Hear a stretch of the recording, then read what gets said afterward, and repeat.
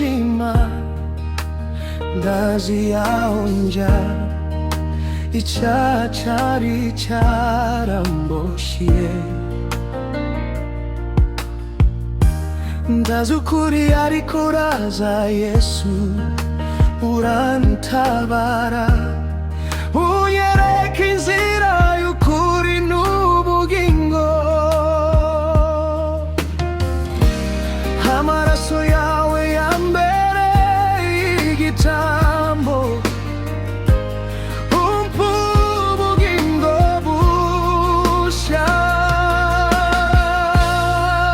Ubugingo buhoraho ni wowe wabumpaye, sinzongera kuzimira, uri kumwe nanje, nzagukurikira iteka. Mwami wanje, ubugingo buhoraho ni impano yawe.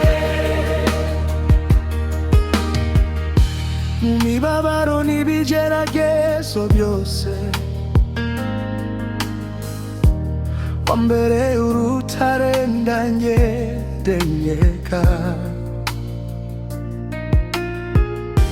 Ijambo ryawe rimbera